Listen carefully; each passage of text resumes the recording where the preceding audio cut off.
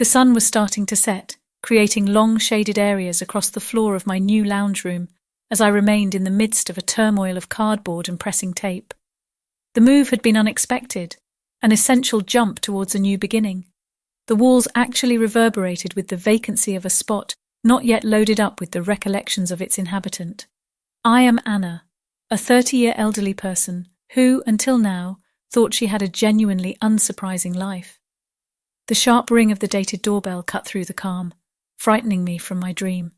Cleaning my hands on the denim of my pants, I looked through the peephole prior to opening the entryway. The hallway was unfilled, save for a classic support that most certainly hadn't been there earlier today. Settled inside it, enveloped by a light blue cover, was a child James. However, I didn't have any acquaintance with him yet. Inquisitively, nobody was in sight, as though the child had operate onto my doorstep. Roosted on the edge of the support was an envelope cream-hued and somewhat crinkled with my name written by hand in a natural scribbling. Heart crashing with a combination of dread and disarray, I tore open the envelope and unfurled the letter inside. Dear Anna. It started in Mary's surged penmanship. Mary, matured 35, was my sister by marriage, however a whirlwind of a lady whose life decisions frequently puzzled everyone around her. Please accept my apologies to leave James with you so unexpectedly. I'll make sense of everything when I return. Kindly, deal with him. I gazed at the resting youngster, his chest rising and falling with each delicate breath. James, only months old, and right now pushed into the centre of what felt like a secret activity. For what reason didn't Mary let me know she was coming? For what reason didn't she understand I had moved? Questions stirred to me as I lifted the child, feeling a surprising flood of defence. The room felt more modest out of nowhere, as though the walls were squeezing in with the heaviness of the obligation presently lying in my arms. Still up in the air to find a few solutions, I dialed Mary's number, just to be met with a chilly, in private notes of a phone message welcoming. The message I left was touched with stress and aggravation. With no prompt responses approaching, I chose to visit my old location. Maybe, in her standard aimless way, Mary hadn't understood I'd moved and had left James at my previous home. The idea was silly, yet not altogether out of the domain of plausibility where Mary was concerned. The rollover was tense, my psyche hustling with situations about who could have tracked down James in the event that he was to be sure at my old house. Every red light was a second lost, each passing moment a time span that left James further in the possession of outsiders. Showing up at the recognisable, yet at this point not mine doorstep, my heart sank. The new tenants, a couple presumably in their late 20s, viewed at me with baffled eyes as I made sense of my circumstance. Their disarray reflected my own, their refusal a catastrophe for my sprouting trust. As the truth set in, I realised this was past a straightforward misunderstanding. With crushing sadness and a brain twirling with fear, I took out my telephone again. The time had come to call the police. The day was blurring quick, and with it, the straightforward quietude I had known quite recently today. Presently, everything had changed. The night air nipped at my skin as I remained on the yard of my old house, the blurring reverberations of the doorbell actually ringing in my ears. Inside, the new tenants, a youthful couple, conceivably more youthful than myself, tuned in with developing dread as I made sense of my quandary. The lady's eyes, wide with disarray, flicked to the vacant support next to me and afterward back to my restless face. Her accomplice, arms crossed, rested up against the door jamb with incredulity painted across his highlights. They had no child to report. No unforeseen guest put something aside for a periodic specialist. My request draped in the chill of the night air, disseminating as fast as it had come.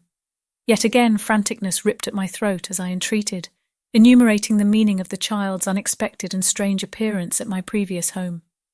My words, notwithstanding, appeared to just concrete their hesitance to help me. With a courteous yet firm forswearing, they recommended maybe I was mixed up, that no youngster had been left close to home. Their last idea, to contact the police, was made with a reluctance that verged on doubt.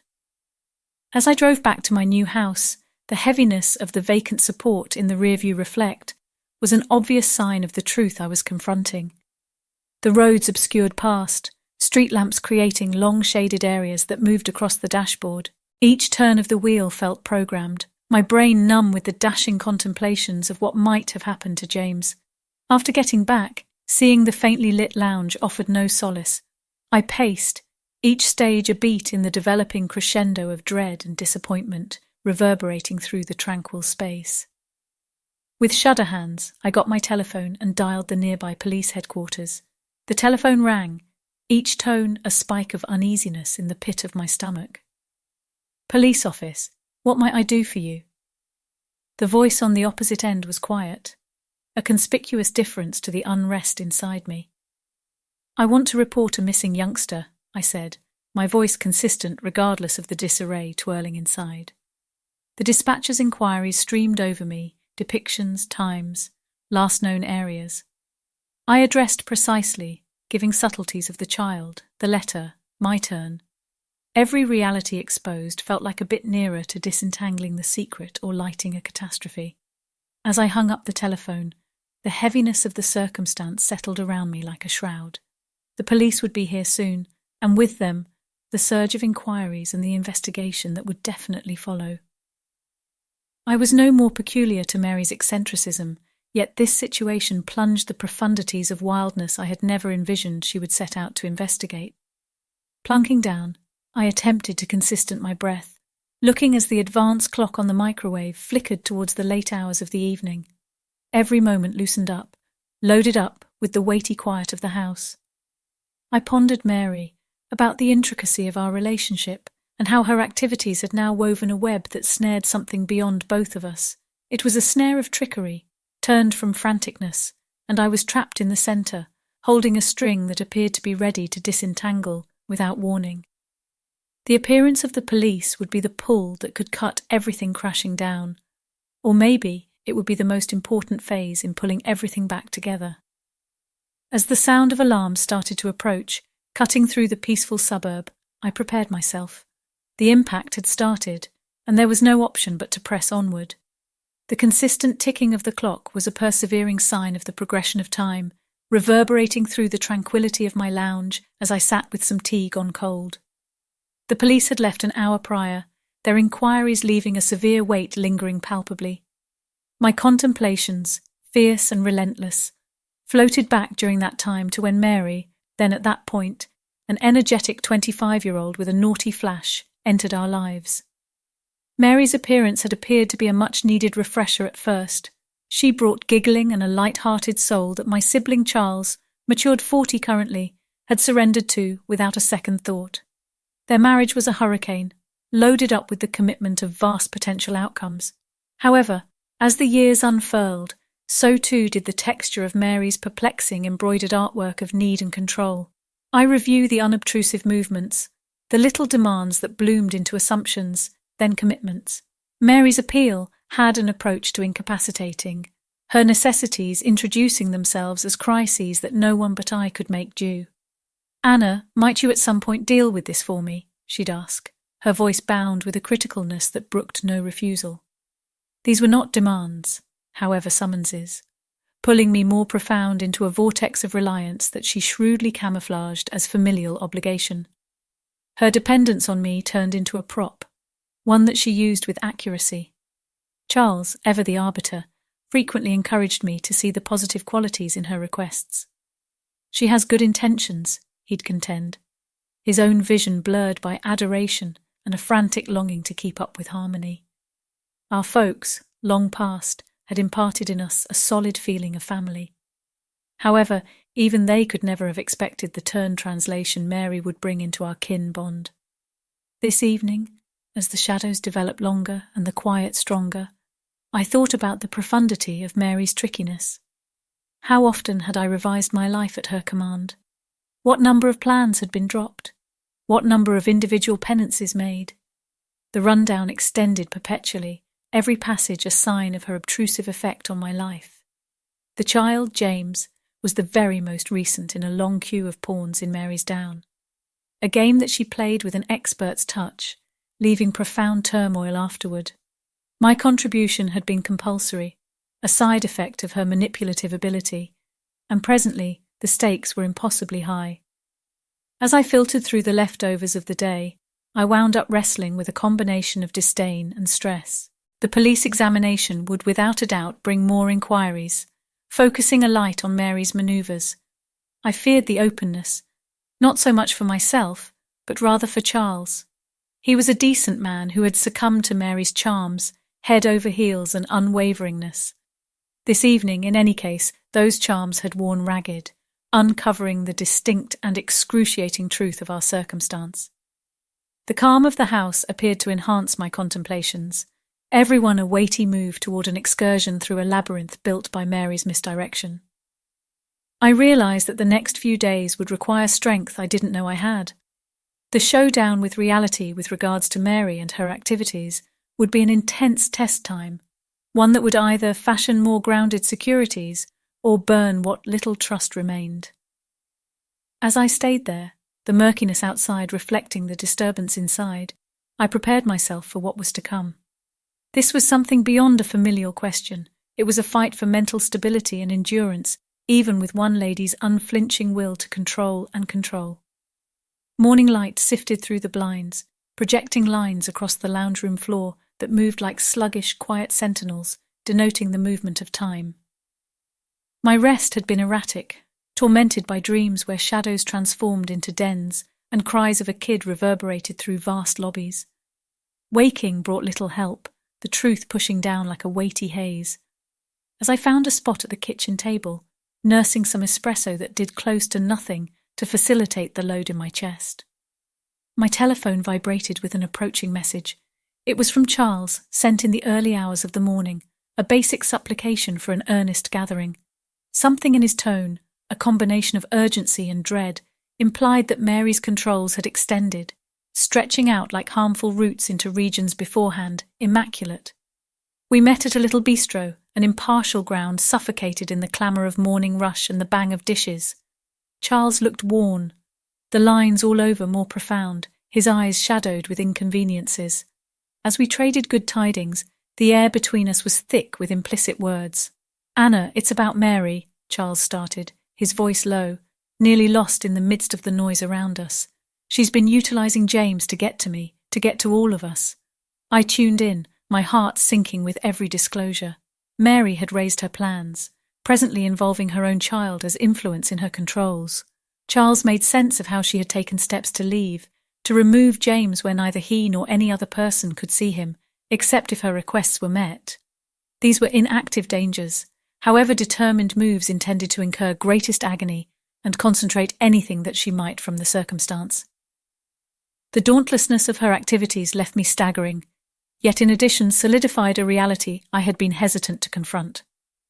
Mary was not only an irritation or a weight, she was a risk, an individual whose activities could presently not be pardoned or limited.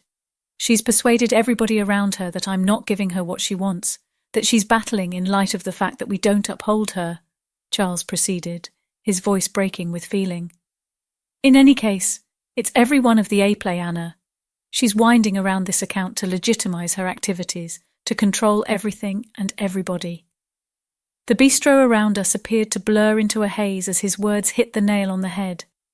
The acknowledgement that Mary had woven such a complicated trap of trickery that it might actually obliterate our family was both maddening and frightening. "She's been arranging this, Anna, utilising James to ensure we can't remove her, to guarantee she remains in charge." "Assuming she leaves with him?" Charles's voice followed off, the result too excruciating to even think about articulating. We sat peacefully, each lost in our viewpoints. The ramifications of Mary's activities were broad, polluting each association, each memory with doubt and uncertainty. Obviously, this was not only a family quarrel, yet a determined, profound attack. As we headed out in different directions, the goal solidified inside me. The circumstance required more than inactive perception or hesitant inclusion. It requested activity, an unequivocal showdown with the reality of Mary's control. In the event that not, the expense would be the discontinuity of our family, yet the deficiency of James to Mary's tenacious desire and trickery. The commute home was solemn, the roads and hints of the city quieted by the strife inside. Today had moved something essential in how I might interpret Mary of us. Today I was not only an auntie or a sister, I was a protector of my family's future, against one of its own. The midday sky was a swollen blend of greys and blues, a dismal background that reflected the strife in my heart. As I sat at my work area, encompassed by the messiness of daily existence, everything appeared to be trifling, contrasted with the gravity of what lingered ahead. I was balanced on the slope of a choice that could disentangle the delicate strings keeping my family intact, or fix them into a more grounded bond. The call prior in the day from Investigator Larson had been a shock, pulling what is happening with Mary from a confidential bad dream into the distinct light of legitimate examination. "We want to examine a few new turns of events," Heath said, his voice a mix of impressive skill and fundamental earnestness. The gathering was set for late evening at the region, a position of unmistakable walls and repeats, where bits of insight were exposed. As I headed to the station, the heaviness of each and every discussion with Mary, each controlled second, pushed down on me. The air in the vehicle felt thick, every breath a work. The nearer I got, the more my nerves frayed, disentangling with the string of each and every idea that wove through my psyche. Criminal Investigator Larson met me at the entry, his appearance unintelligible. We strolled through the limited hallways to a little room where the air was flat, the sort of spot where endless dramatizations had unfurled, not a single one of them great. He offered me a seat, and as I sat, the seat felt like a harbour. "Miss Johnson, there's been an improvement with respect to Mary and the youngster." He started, rearranging papers before him like they were the bits of the riddle he was going to spread out. "We've adequately accumulated to accept that Mary could have been wanting to involve James as influence against you and Mr. Charles Johnson for quite a while." The words hit like an actual blow. It wasn't simply doubt any longer. It was turning into an approved truth. My hand shuddered somewhat, selling out the quiet I attempted to project. Criminal Investigator Larson kept, itemizing captured messages and declarations from others controlled by Mary's plans. With each word, the picture of Mary that I had clutched, defective yet salvageable, disintegrated away. In its place was a picture of somebody working out, equipped for involving her own youngster as a pawn in her games. "We likewise accept that there may be more going on concerning James's paternity, a possible rationale in her activities," he added, checking my response. I felt numb, the room turning somewhat as the ramifications turned their own story in my mind. The potential for more prominent double-dealing layered upon the generally intricate web was overpowering. Similarly, as I was handling this, my telephone vibrated brutally against the table. It was Charles, and his message was short. "Anna, it's about Mary. She's taken action. We really want to act now." Analyst Larson gestured as I showed him the message. "I believe it's time we get her for a discussion," he expressed, standing up. "It's basic we address this before she goes any further." As we left the room, my means felt not entirely set in stone. The situation that had been unfolding was presently upon us, and I was in its eye. The drive back had an alternate tone, a feeling of inevitable showdown. I was as of now not simply a member in the situation developing around me. I was an impetus, prepared to defy Mary and stop the trickery. The reality of the situation was out there, tangled and chaotic. However, the time had come to untwine it, for a young man who merited a day-to-day existence liberated from control, and for a family that expected to recuperate from the injuries caused by one of its own.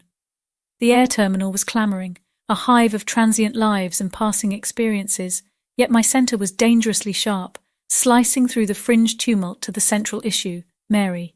Data from Criminal Investigator Larson had driven me here to this snapshot of conflict. Charles was close by, his presence both a solace and a sign of the stakes at play. The chilly lucidity of direction that had settled over me was accentuated by the musical crashing of my heart, repeating the apprehensive tapping of Charles's foot against the cleaned air terminal floor. We had gotten a tip that Mary was endeavouring to leave the country, probably with James, who had been bafflingly missing from her most recent location. The disloyalty was private, however tangible. Extending its frosty fingers around the remainders of our thought process was a family. As explorers whirled around us careless, our reality restricted to the forthcoming showdown. "Entryway 24, I mumbled, checking the message once more. Charles gestured, his jaw set, eyes checking the groups for the recognizable figure of his alienated spouse. The strain between us was a live wire, popping with the energy of looming goal. We situated ourselves close to the assigned door, an essential vantage point that permitted us clear sightlines while mixing out of spotlight. The public location framework rambled on, reporting flights and appearances in a droning that scarcely enlisted in my elevated condition of caution. Then she was right there, Mary with James supported in her arms, looking each piece the hovering mother to the easygoing onlooker. However, we had better sense than that. We saw through the veneer to the distress under, the reasonable plans of action she was able to take to involve her child as a safeguard and a negotiating concession. Charles solidified close to me, his trouble unmistakable. "We should go," he murmured, and we pushed ahead, our methodology conscious. Mary's eyes enlarged as she spotted us, a flash of frenzy crossing her highlights, before she covered it with a faked grin. "Charles, Anna, what a shock," she said, her voice consistent, however her hands fixing around James. "We know it all, Mary," I expressed, the words weighty with both distress and resolve, the falsehoods, the control. "It closes here." Her exterior broke, the edges of her self-restraint fraying as she understood the game was up. "You don't have any idea," she started. However, Charles cut her off. "We see all that anyone could need. It's finished, Mary. You're not leaving with James." The discussion pulled in the consideration of a couple bystanders. Also, detecting the heightening, I signalled circumspectly to the close-by security officials who were at that point aware of the potential for inconvenience. The officials drew nearer, their presence an essential interruption. "Is there an issue here?" one asked, his tone definitive yet quiet. Mary's rebellion appeared to disintegrate, her shoulders drooping as she looked between the officials and us. The fact of the matter was her main plan of action now. "I needed a superior life for him," she said delicately, nearly to herself. "It's not just about what you need," Charles answered, his voice touched with a combination of outrage and pity. "It about's best for James." The officials, detecting the individual idea of the question, proposed we proceed with our conversation secretly. In a calm room given by the air terminal security, Mary's story unfurled, a story of dread, franticness and trickery. The paternity of James was the foundation of her frenzy, driven by an undertaking that had spiraled crazy. As reality poured out, the goal turned out to be clear. Mary would confront the outcomes of her activities, both legitimately and by and by. For James, we settled on impermanent care plans with Charles, awaiting additional official procedures. Leaving the air terminal, the heaviness of the day's disclosures hung between us, weighty yet soothing. We had confronted the whirlwind, and however the waters were not yet quiet, the way ahead was more clear, directed by the requirements of a guiltless kid trapped in the crossfire of grown-up botches. The goal was not perfect, nor was it the finish of our battles. However, it was a beginning, a stage towards mending and maybe, at some point, pardoning. The pre-winter wind was more keen this year, cutting through the city roads with a direness that appeared to repeat the turbulent disturbances in our day-to-day's life, every day bringing its own arrangement of difficulties and little triumphs. My general surroundings proceeded with its tireless speed, unmindful of the seismic movements inside the walls of our once serene home. Mary's legal procedures started with the unmistakable sterility of the court, a distinct difference to the close-to-home chaos that had driven us there. She had to deal with penalties of youngster peril and misrepresentation, her previous trickeries disentangling under the investigation of the law. Her once lively persona, so loaded with life and control, presently appeared to be decreased, contained by the truth of her circumstance. The separation procedures were a custom. At this point, they tore open injuries from a long time ago for Charles.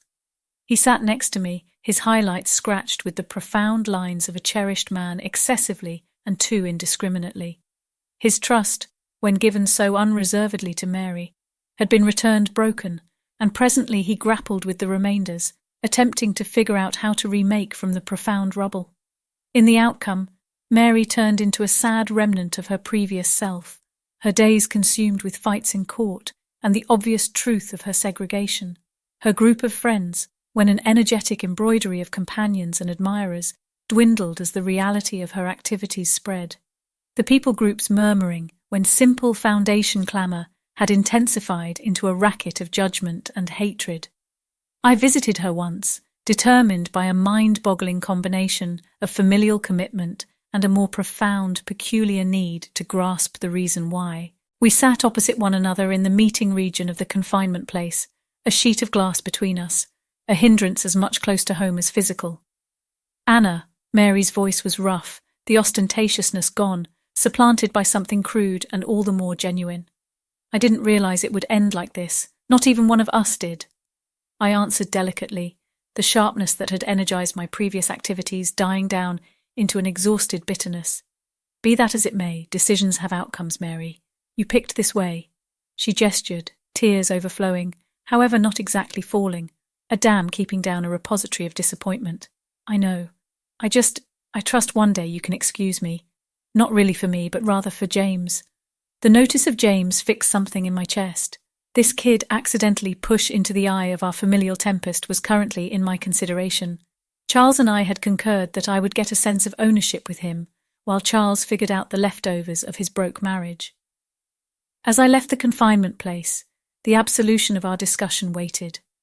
Pardoning appeared to be a far-off shore, one maybe apparent, however, not yet reachable. At home, James was a steady indication of the results of Mary's decisions. His giggling, so like the reverberation of guiltlessness lost, occupied the spaces between. I found myself progressively defensive, the maternal senses I hadn't known had sprouting completely, and afterward there was my own information, a spot of destiny that additional one more layer of intricacy to our lives. I was pregnant. The disclosure carried with it a surge of feelings, everyone a mirror reflecting back my expectations, fears, and the prospering adoration for the youngster I would before long bring into this tangled world. The days turned colder as winter drew closer, each leaf that fell helping me to remember the patterns of life and change. We were all, in our own particular manner, figuring out how to explore the consequence of Mary's activities. The street was neither straight nor simple, yet it was our own to travel, flung with the chance of fresh starts and the hard illustrations of the past. As winter gave up to the delicate demand of spring, the world around my little developing family started to defrost, both in a real sense and figuratively. Watching James play in the sprouting green of the nursery, I could nearly accept that the disturbance of the previous year had been just a cool, waiting dream. Almost. These months had not been simple.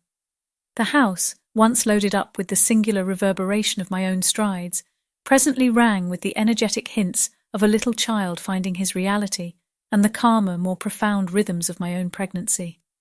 I was frequently drained, however it was a decent kind of weakness, one brought into the world from building something beneficial. James, presently meandering precariously across the yard, was a consistent wellspring of bliss and a powerful indication of why the battle had been so significant. He snickered uninhibitedly, a sound so rich and unburdened that it frequently carried a grin to my face and a tear to my eye, a double demonstration of the pleasantness of his guiltlessness and the intricacy of his starting points.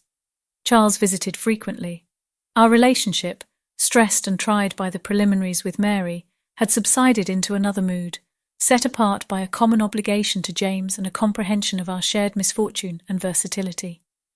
His separation was concluded, a section shut in the most chaotic way imaginable. However, he was recuperating, finding his direction back to a day-to-day existence reordered by reality. Mary's impact waited.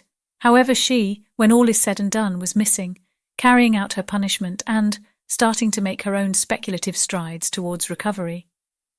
I had not seen her since our last visit at the confinement community, yet she composed every so often, letters loaded up with regret and reflections that I read with blended feelings. Pardoning was a skyline I was all the while travelling towards, not noticeable yet maybe not quite as far off as it once appeared. In these tranquil snapshots of reflection, I frequently contemplated the child developing inside me, about the world the person would enter. It was a world I trusted would be characterised not by the shadows of previous slip-ups, but rather by the radiance of fresh starts and the strength of examples learned.